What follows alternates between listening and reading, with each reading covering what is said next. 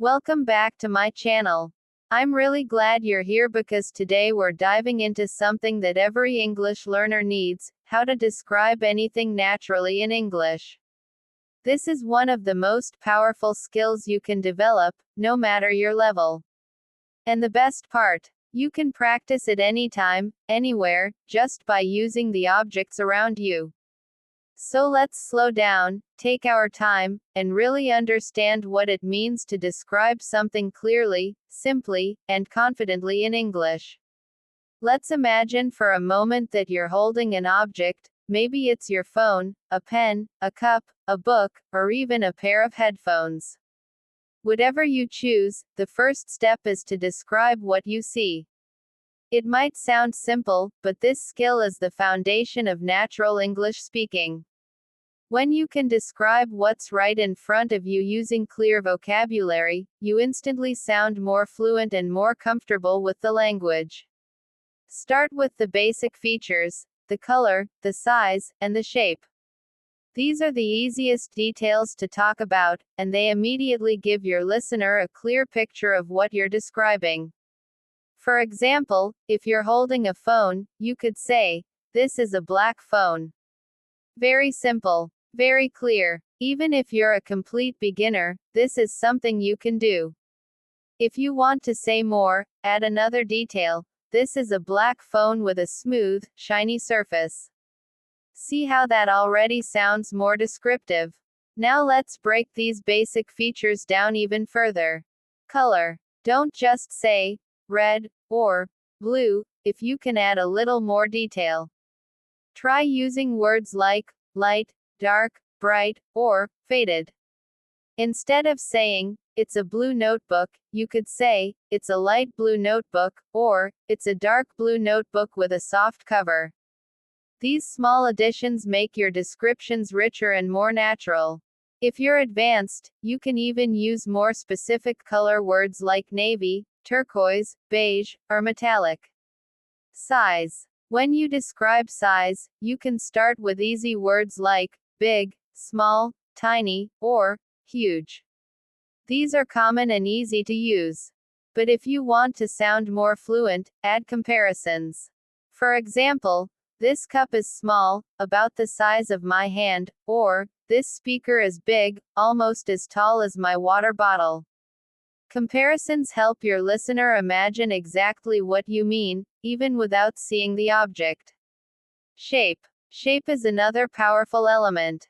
You can use simple words like round, square, rectangular, or circle-shaped. If you're more advanced, describe the shape more creatively: "It has curved edges, the corners are sharp," or, "It's long and narrow." You don't need complicated vocabulary, just be clear and visual. Once you've covered color, size, and shape, you can add texture. This is something many learners forget, but native speakers use it all the time. Texture describes how something feels. Words like smooth, rough, soft, hard, sticky, slippery, or bumpy can make your description sound natural and expressive. For example, "The surface is smooth and cool to the touch," or, "The material feels soft and slightly fuzzy." Here's a simple formula you can follow: object plus color plus size plus shape plus texture. For example, "This is a small, dark gray, rectangular notebook with a smooth cover." Look at how complete that description is.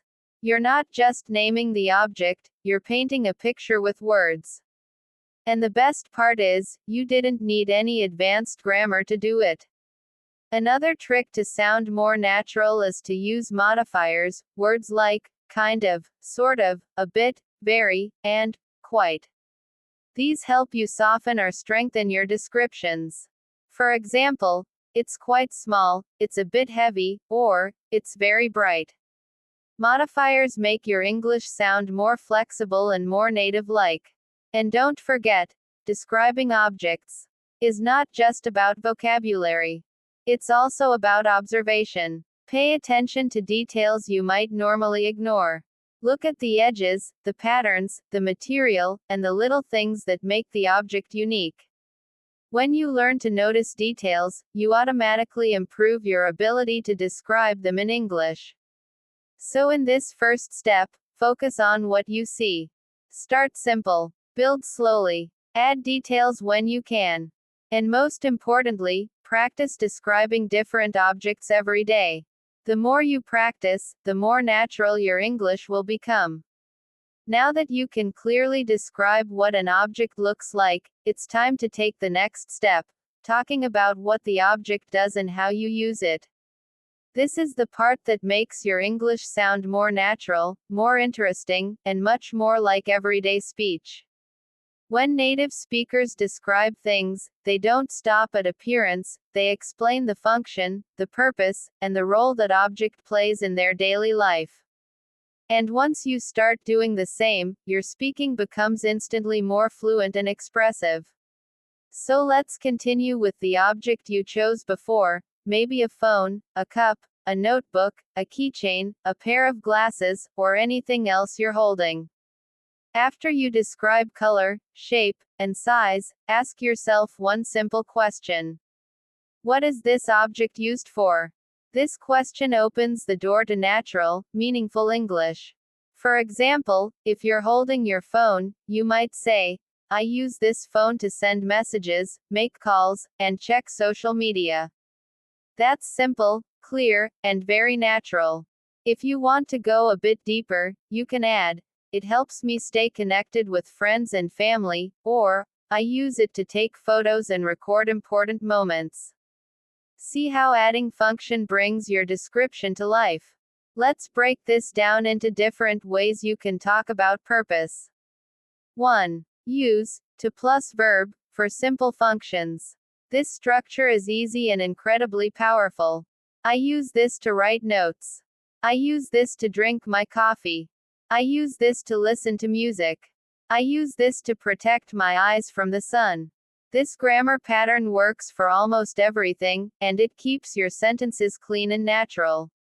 2. Use, for plus noun, verb ing, for more variety. Native speakers often switch between these two forms. This cup is for drinking tea. This notebook is for writing ideas. These headphones are for listening to podcasts. This backpack is for carrying my books. You don't need complex vocabulary here, just choosing between, to plus verb, and, for plus noun, verb ing, already makes you sound more fluent. 3. Explain how often you use it. Adding frequency shows your relationship with the object. I use this every day. I use it only when I travel. I rarely use this, but when I do, it's helpful. I use this almost all the time. These small details make your description more personal and more natural. 4. Talk about the situation where you use it. This brings context into your description. I use this cup every morning when I drink coffee before work. I use these headphones at the gym. I use this notebook during meetings to write important points. I use this bag when I go hiking. Context helps the listener imagine your daily life. It makes your English sound real, not mechanical. 5. Describe what the object allows you to do. This is a more advanced but very natural way to talk about function. This phone allows me to communicate quickly. This water bottle helps me stay hydrated throughout the day. These glasses help me see clearly. This laptop lets me work from anywhere. Using phrases like, allows me to, helps me, and, lets me, instantly upgrades your English. 6. Add small personal habits. These are simple but powerful. I always carry this with me. I keep this on my desk. I never leave the house without this. I usually use this at night before I sleep. These habits make your description feel authentic and human. Once you describe how you use an object, your English shifts from basic to conversational. Think about it. When people talk about their things in real life, they don't say, this is a black phone. They say things like, I use this phone to edit videos for my channel, or, I always bring this water bottle with me because I drink a lot of water throughout the day.